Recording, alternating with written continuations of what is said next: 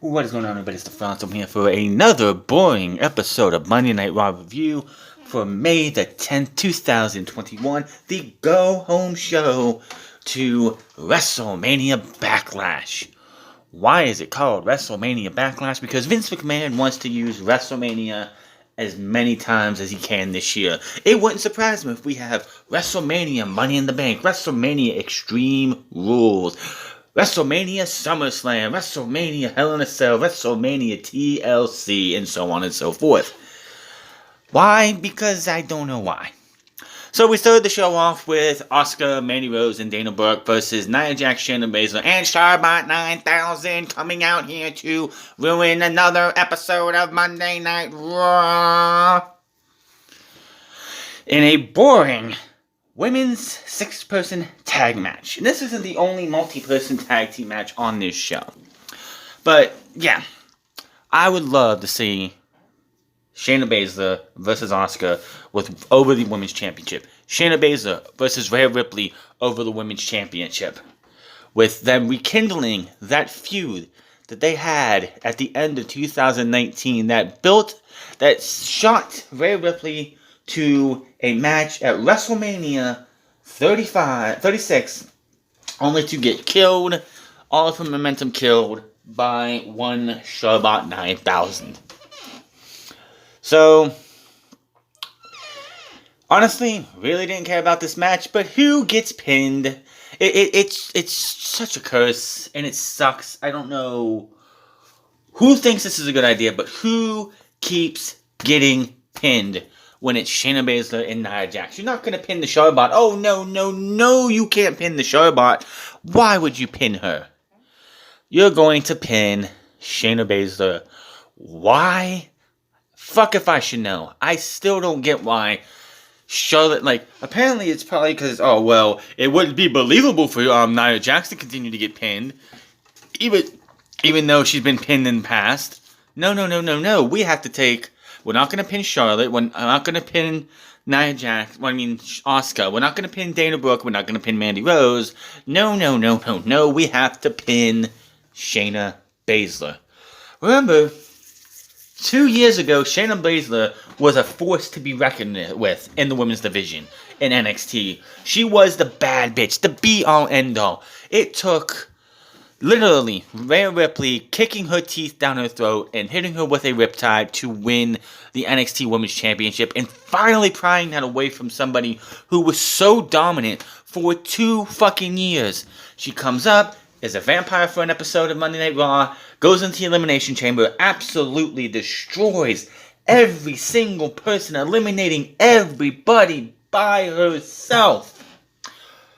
Only to lose at WrestleMania, disappear for months, come back, win the tag team titles with Nia Jax, lose the tag team titles to Charbot and Asuka, win the tag team titles back because of Lacey Evans, and lose every single tag team match these two were in. It's so... I feel so bad. Out of everything right now, I feel so bad for Shayna Baszler. I feel so bad for her. Because this woman is a badass. This woman should be going out there, tearing the house down, beating up women, making everybody fear them. And, yeah, you just can't. Because Vince McMahon has booked this woman to be one of the, just making her look stupid over and over and over again. And I just can't understand why you continue to do this to her. It's I remember back in NXT when she was getting her ass, when she was being just a dominant badass, and then when she would have matches, and this was around Ronda Rousey's time that she was in WWE, and there were actual fans in NXT chanting Ronda's shadow to Shayna Baszler. And I'm thinking to myself in that time, I was like, no. She wasn't in Ronda's shadow. Ronda was in her shadow because Ronda couldn't touch what Shayna Baszler could do. Yes, Ronda Rousey had the bigger name. Ronda Rousey had the bigger presentation because they wanted to make her into the badass that they wanted her to be. But if I had to pick between Ronda Rousey and Shayna Baszler, who I would want to have as the women's champion on my brand or my company or in the contention for that championship, it would be Shayna Baszler over Ronda Rousey. But here she is, stuck on this goddamn championship run, and it fucking sucks. It absolutely fucking sucks having to see her go through this. So, of course, Asuka, Dana Brooke, and Mandy Rose win. Immediately, Charlotte attacks and levels Asuka. Flair stands tall. Referees check on Asuka. Her music plays. Oh, by the way, during this match, all 6 women are in the ring. They're yelling and, like, screaming at each other. They're arguing in the ring. Alexa Bliss's music hits. And she's just sitting there on Alexa's play count. Somewhere between the time this match started and the time her music hit, the crew went out there, set up her play, her swing, and got her out there. So I commend WWE for doing that. I mean, whoever does this stuff, they're just quick at what they do. And, yeah. She says, don't mind us. I hope we didn't, bother anybody. Like, do anything. And,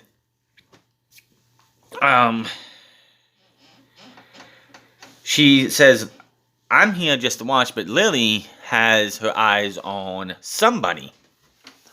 And then she starts laughing, and then she goes quiet. We don't hear from her again.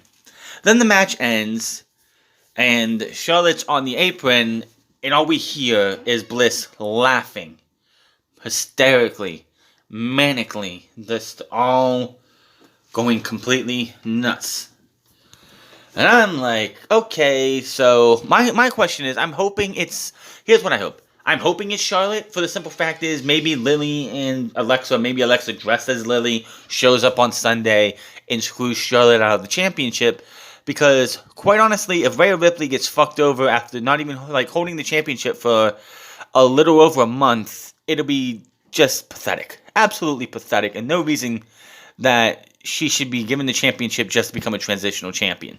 We'll talk about that more on Friday, when we go over what I think is going to happen on Sunday. We see how Randy Orton and Matt Riddle defeated Elias and Jackson Ryker last week. The New Day are backstage now when Riddle rides up. He thanks them for his registration form because RK Bro will be an official tag team in a few weeks. And I stopped listening right then and there. Randy Orton comes up, and they all just hype themselves up for tonight's match, as it's going to be the New Day and RK Bro versus the tag team champions of AJ Styles and Omos versus Jackson Ryker and Elias. And that's later on. Back from break, and we announced this hype WWE champion Bobby Lashley. They did this a lot tonight. They hyped up this main event between Bobby Lashley and Drew McIntyre, showing us the events of what happened at the Elimination Chamber, how Bobby Lashley screwed Drew McIntyre out of his championship. They showed us WrestleMania. And I'm just thinking to myself, it's like, I really don't need to see this again. We saw this match. And it's like, why would I care? Why would I fucking care to see this match again? So, yeah, they hyped this up all night, as if this is the biggest showdown in WWE today. Because, of course, we had Braun versus Lashley last week. This week we had this match, and of course at the pay-per-view we have the triple threat match. We'll talk about that again on Friday, on who I think's going to win and how I think how it's going to go down, and what I think will really happen. So, back from break, the announcers hype up Bobby Lashley and them. We see MVP strolling out long, come up to Braun Strowman's door, knocks on it. We didn't hear anything. He just walks on in. What if he would have walked in there and Braun Strowman was nowhere to be found? You see Strowman talking to some random staffer. He turns around and tells MVP to get out. MVP comes to discuss business, but Braun isn't interested. MVP tells Braun to hear him out. Says Lashley didn't beat Strowman last week. Drew did. Lashley praised Strowman to MVP and said if it would have been close, it would have been close if it wasn't for Drew. And Braun is losing his patience. MVP says Lashley isn't going to lose the title, but if he did, he'd rather lose it to Braun because, let's face it, Drew McIntyre has had his opportunities. He's a 2-time WWE champion. Of course, everybody forgets that Braun Strowman is a former Universal Champion, but that's neither here nor there. He brings up how strong it would be Strowman versus Lashley in a singles match if Drew was to suffer an injury tonight. Strowman fumes and says he really doesn't like MVP. MVP understands and says a lot of people don't, but don't take this personal. It's just business, and he leaves. We see how Damian Priest defeated John Morrison last week. Priest has requested a match for his pay-per-view, which will be him versus The Miz. And I just facepalm. Why do I want to see Miz versus Damian Priest? Didn't we get Damian Priest versus The Miz the night after WrestleMania Night 2? Like WrestleMania Sunday? Did we not get that match?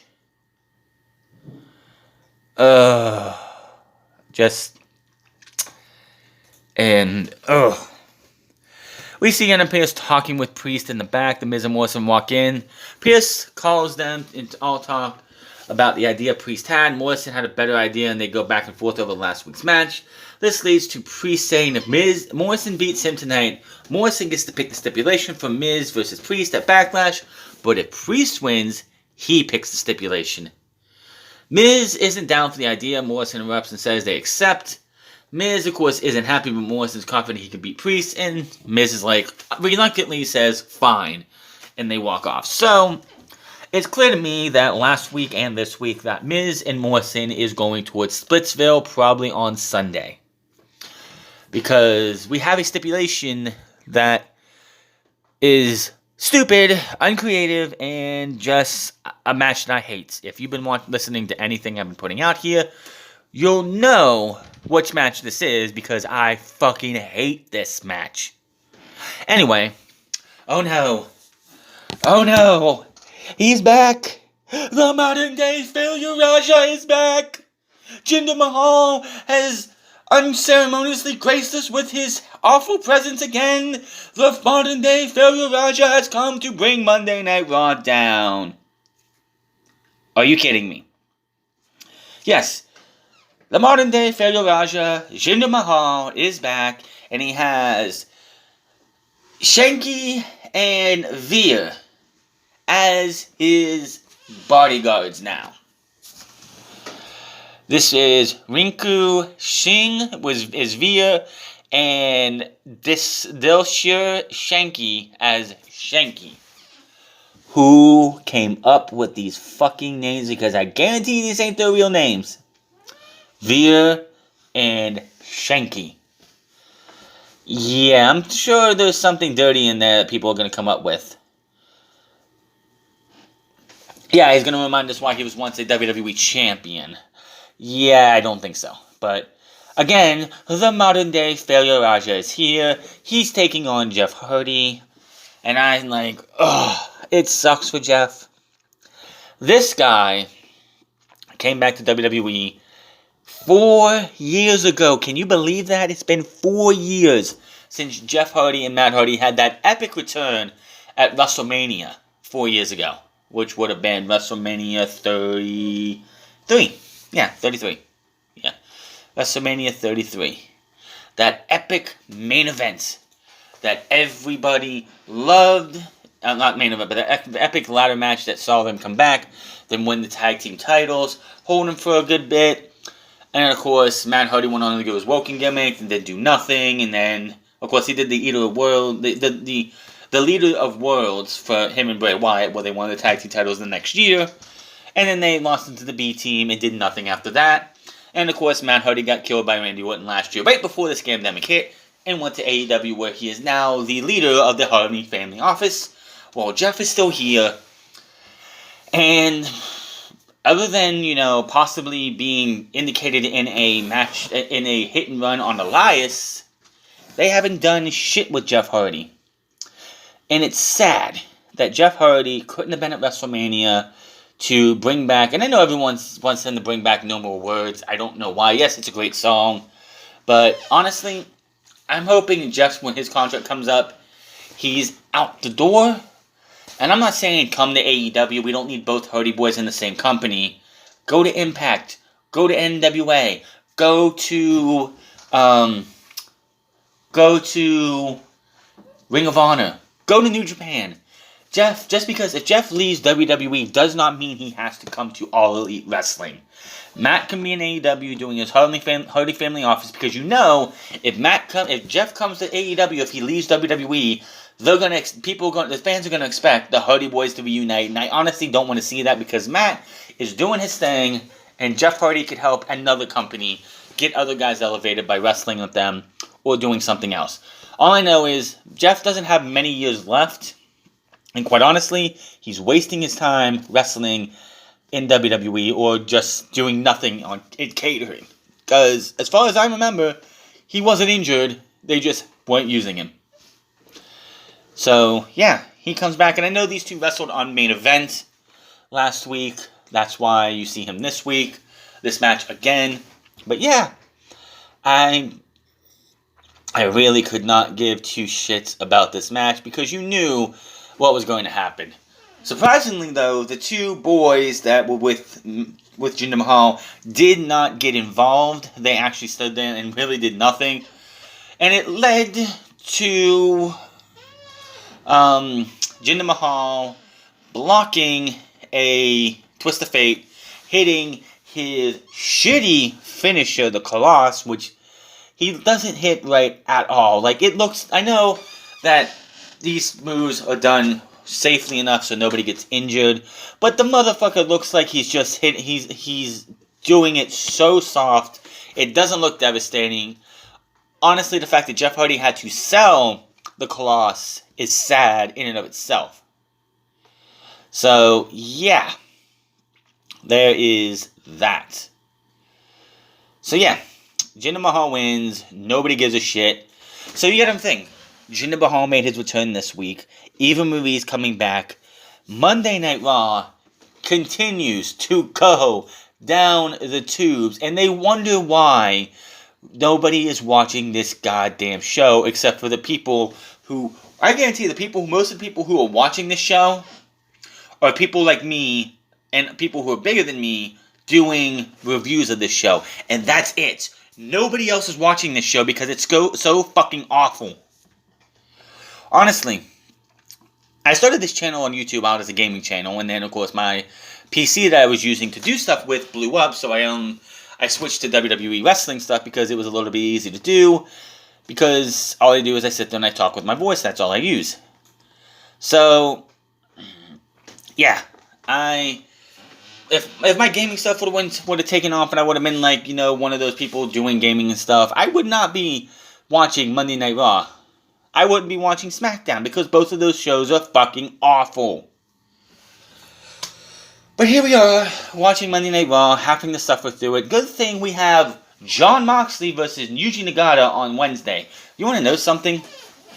By the time a match was coming up, it was the 8-man tag match. By the time that match got started, Jon Moxley was facing Danny Limelight on AEW's C Show, Dark Elevation, and giving us a pretty damn good match. But no, WWE just wants to throw a bunch of shit together because they got nothing. So, where were we? Sonya Deville's backstage on the phone. She hangs up, and in comes the Showbot 9000 to give her an idea. Jackson Rankin and Elias are talking backstage and want to get payback with a basket full of tomatoes because we are 3 weeks into this whole tomato shit, and someone thinks this is still fucking funny. AJ Styles and Omos walk up, and Elias begins playing a song, but it gets revenge on the 8-man tag match. He interrupts and says there will be no tomatoes tonight, and tells them they are teaming with the Raw Tag Team title, so take things serious. He grabs the tomato, tosses it to Omos. Omos is like, this is what's going to happen to our opponents, and squeezes it, and says they hate tomatoes, and they walk off. So yeah, while this next match, RK Bros and The New Day versus AJ Styles and Omos, Elias, and Jackson Ryker was getting its entrances on YouTube, premiering was a match with Jon Moxley versus Danny Limelight, and honestly, just watching that match there was better than anything you saw on Monday Night Raw tonight. And this is AEW's C Show. Could you imagine if somebody in a couple years when AEW is kicking the shit out of Monday Night Raw on Wednesday nights, what people are going to be thinking? Because, yeah, Monday Night Raw continues to go down the tubes while AEW, it fluctuates, yes, but AEW has better matches, better storytelling, and doesn't insult your intelligence. This show, again, just the fact that Charlotte, the Charbot, is all over the place, just, ugh. I can't even. So we have this match, this 8-man tag team match, and I'm thinking to myself, I hate 8-man tag team matches. I was wondering, well, we had a 10-man tag team match on Friday. That was a fucking mess. How much of a mess was this going to be? Well, for the most part, it wasn't. I actually was surprised. This was a pretty decent match. Omos, of course, dominated in a portion of this match. Randy Orton picks up the win, though, hitting an RKO on Elias. But before that, Omos came into the ring to stop a pin, I believe it was. And he sends, I believe it was Xavier Woods to Randy Orton, or Matt Riddle, tags in Randy Orton. Randy Orton drops down. AJ Styles, The New Day, and them are on the outside. The New Day have AJ Styles on his back on the outside. And they each have a leg and they're running circles with AJ Styles. Well, Omos wasn't the legal man. So Randy Orton comes in after Omos leaves, hits an RKO on Elias. 1, 2, 3. And the babyfaces plus Randy Orton win. After the match, Orton comes in. He's annoyed with the others celebrating. Kofi and them, they say some things, but he drops an RKO on both Woods and Kofi. Riddle's like, man, how are we supposed to have friends if you keep doing stuff like this? And then I found something on social media that really was like, I wanted to reach through the screen and punch this idiot. Somebody actually tweeted out, Randy Orton RKOing 2 black guys and not Matt Riddle, I don't know, seemed kind of racist. It's stupid shit like that is why we have racial divide in this country. It had nothing to do with race, you fucking moron. All it showed was that he's teaching Matt Riddle a lesson that this isn't about anything else but winning, and that's it. Nothing more, nothing less. That's all there is to it. Randy Orton isn't in this for fun and games. Randy Orton is in this to beat people up, get wins, and maybe, just maybe, putting championship gold around their waist. Maybe they beat AJ Styles and Omos and win the tag team titles. I don't have a clue.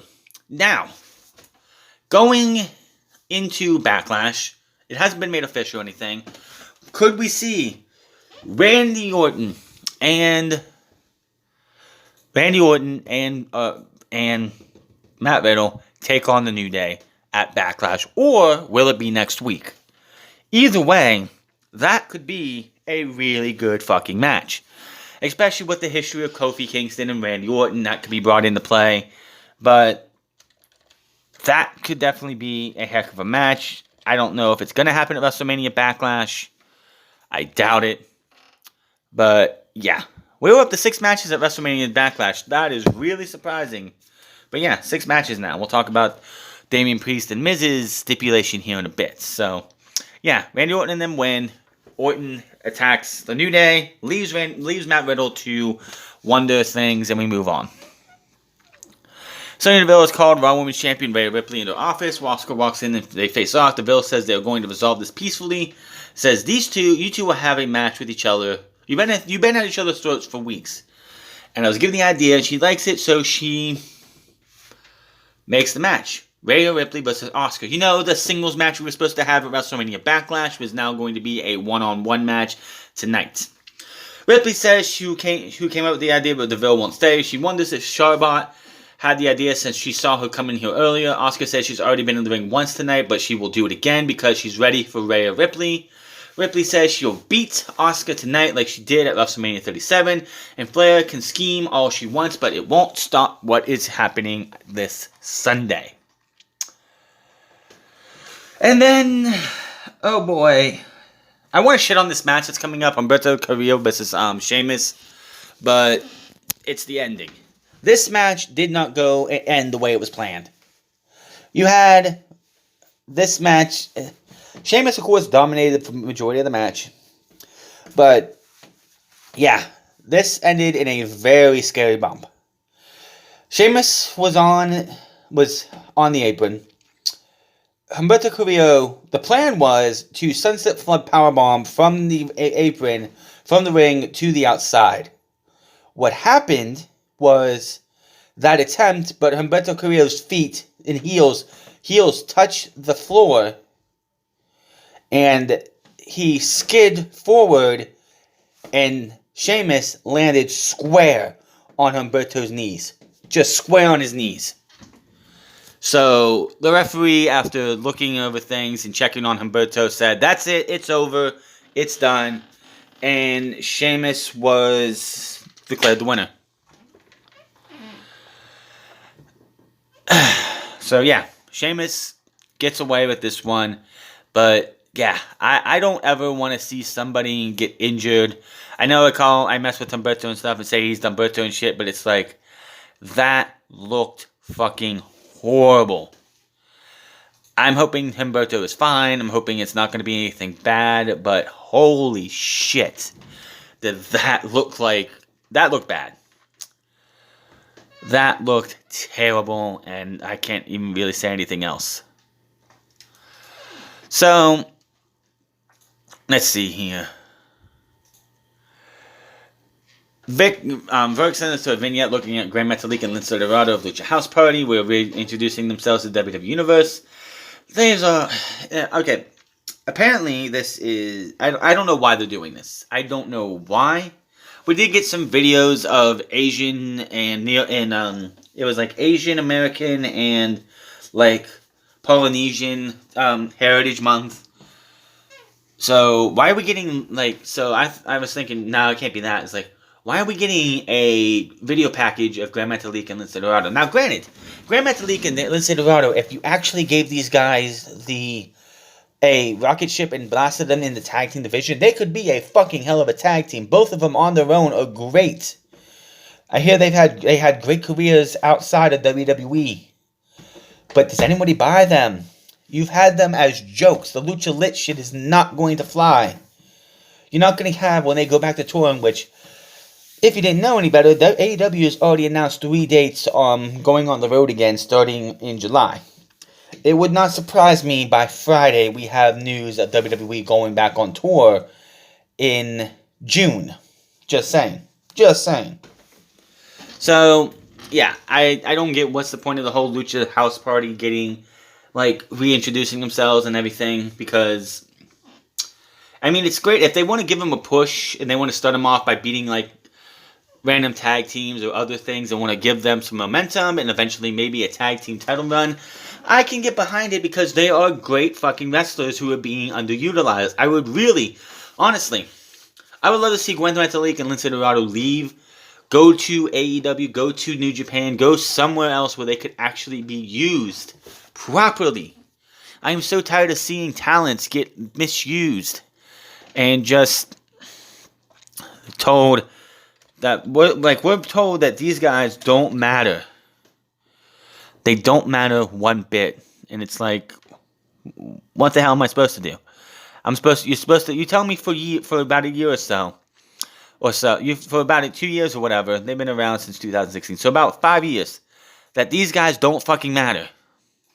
And now, all of a sudden, I'm supposed to care. I'm supposed to care about Gran Metalik and Lince Dorado after years of being told they ain't worth shit. It sucks, but it is what it is. What can you do? I feel bad for them. I really hope that when their contracts come over, which I think they've just re-signed not too long ago. But yeah, that's what they want you to do. Then we move on to the Marty Jannetty versus the Marty Jannetty of the what used to be the Hurt Business, Cedric Alexander versus Shelton Benjamin. Now, if you remember that fire promo from Cedric last week, how he's in the prime of his career, and he refuses to waste it on a guy like Shelton. So they have a match tonight. Who do you think won this match? Who do you think would win this match? You think Cedric Alexander, the guy who's in his prime, who could be a U.S. champion, or maybe in like 5 years or so, a few years from now, a WWE champion contender if WWE actually put some stock behind him? Would that guy win, or the guy who, as he said last week, has had opportunity after opportunity after opportunity slip through his fingers? Well, Cedric Alexander dominated most of this match, by the way, blocking the pay dirt twice. Gets him down on the mat and decides, instead of picking him up and hitting the lumbar check to win, he's going to go over and talk to and yell at the commentators to tell them who is the best and who's in whose prime. Comes back over, picks him up, starts yelling at him again. Shelton hits the T-bone suplex out of nowhere for the 1, 2, 3. Yes, Cedric got beat by a T-bone suplex. What the fuck? So basically, this is just Vince McMahon saying, I'm going to give you guys time on TV for a couple days, a couple weeks, which were the last few weeks. We're going to break you up. Then we're going to have you guys have one match together on TV. And then you're going to go back to the main event or catering. And that's where you're going to stay until we need you again. To think, these guys at the beginning of the year were the Raw Tag Team Champions, a part of the Hurt Business, which was one of the best things that WWE has done in the pandemic era. And just like that, they broke them up, and now they are worthless. But yeah, Bobby Lashley, WWE Champion, so there's that. Then we see, oh boy. Do you care about Angel Garza? And this is just like Lucha House Party. Angel Garza, Drew Gulak are two very, very talented guys. Angel Garza in 2019, at the end of 2019, was the Cruiserweight Champion who proposed to his girlfriend, and his girlfriend, who is, by the way, now his wife, comes up to the main roster, does things with Andrade, Zelina Vega, and Austin Theory, then became those two as a tag team. Should have been tag team champions, but WWE just decided, we're going to break this tag team up and have them go their separate ways. Of course, Andrade's gone, Zelina Vega's gone. Angel Garza has been MIA for majority of this year. And then all of a sudden he comes back to give a rose to Nia Jax of all people. And flirting with her. And then last week had a match with fucking Drew Gulak because he proposed to Vince McMahon that I'll shove a rose up his ass and then kick it. And Vince McMahon probably sat backstage and thought that was the funniest shit he's seen all day. And here he is, getting pictures done with a rose in his mouth. Gulak comes up. He chastises him on being a person who doesn't seem to care about this business, only cares about taking pictures. He's never, like, what happened last week was something that has never happened to anybody in WWE's history. You humiliated me and embarrassed me. What? I'm pretty sure that people have been humiliated and embarrassed in worse ways than that. Sorry. I still think Trish Stratus having to be made to walk like a dog and bark is one of the most embarrassing and humiliating things that WWE has ever done. Nothing will top that, ever. Garza threatens to do it again, but says it won't be next time. Gulak says that. Garza says maybe next time he'll shove the throws down Gulak's throat, and they walk off.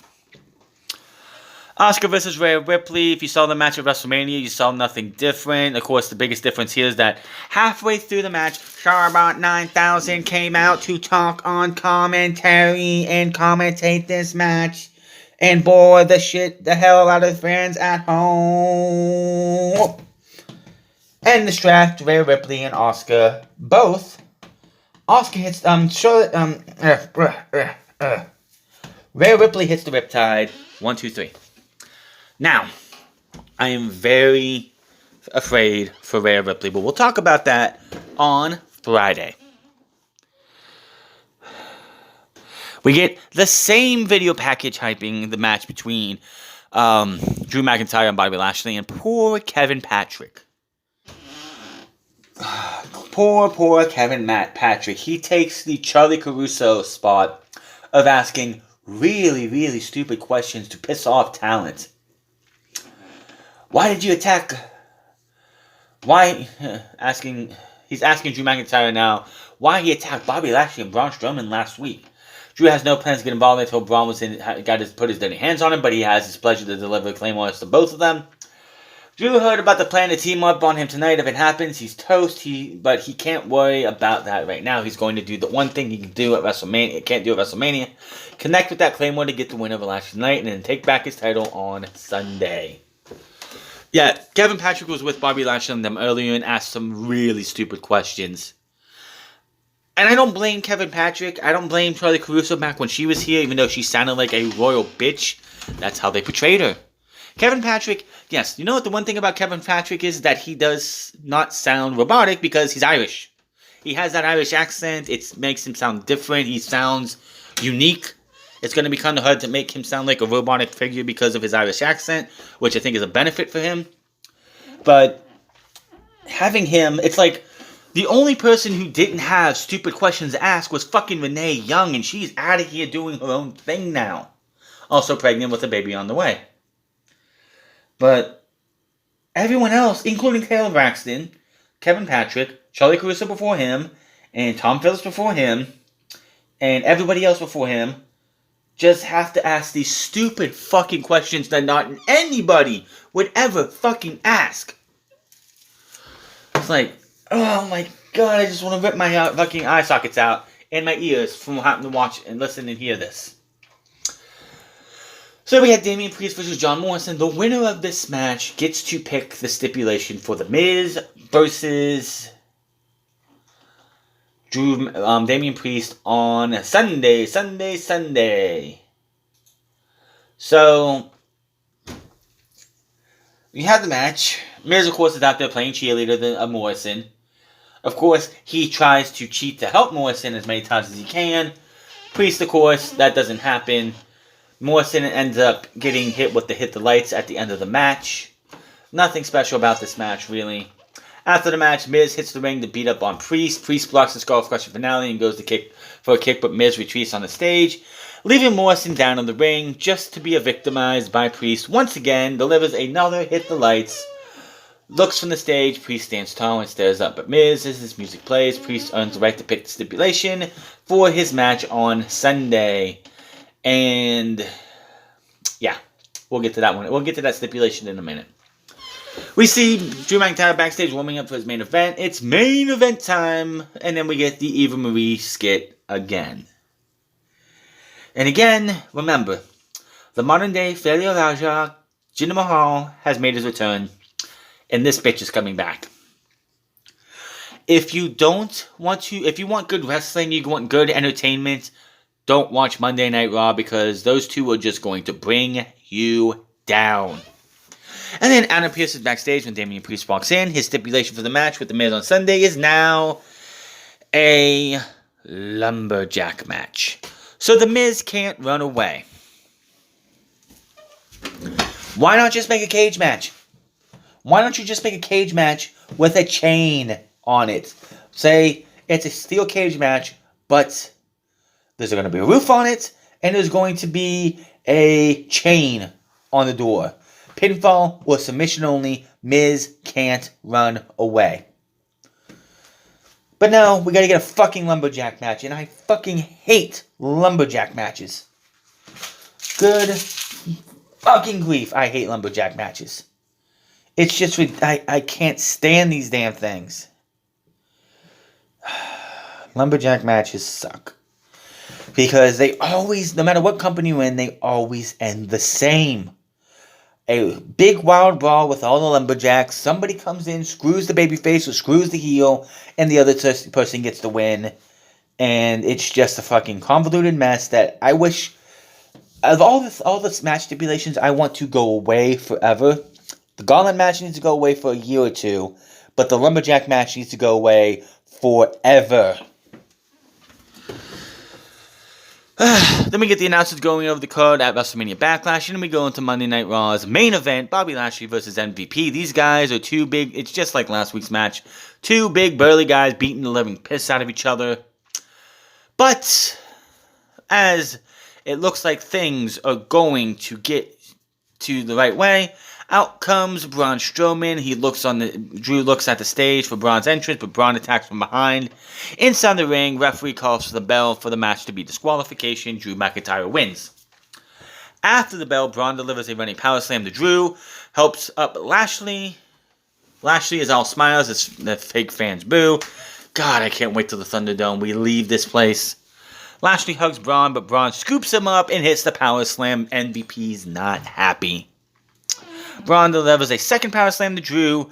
Lashley stumbles to the floor right in front of the announce table. Braun follows and blocks a cane shot from MVP. Says instead of dropping MVP is going to just make MVP watch him take Lashley out. Braun scoops up Lashley, drives him through the barrier with a big power slam. Comes back in, hits another power slam on Drew. Stands tall and yells out as he rips off his shirt. We see MVP tending to Lashley at ringside and the debris in the barrier. The final Raw before WrestleMania Backlash goes off the air with Strowman standing tall over McIntyre in the ring. Well, we know who's not winning the match on Sunday. Because it's WrestleMania. It's wrestling rule. If somebody has a big showing on the go-home show, they ain't winning on Sunday. Just ain't happening. We'll talk about that on Friday, who I think is going to win what matches. The following card is Cesaro versus Roman Reigns for the Universal title. Braun Strowman versus Drew McIntyre versus Bobby Lashley for the WWE title. Bayley versus Bianca Belair for the SmackDown Women's title. Again, I don't know why Bayley's getting the title match. Charlotte Flair versus Asuka versus Rhea Ripley. Should be a one-on-one, but you know, Daddy Warbucks got to give his favorite little show about her championship opportunity again and again and again. Rey Mysterio, Dominic versus the Dirty Dogs. And Damian Priest versus The Miz in a fucking lumberjack match.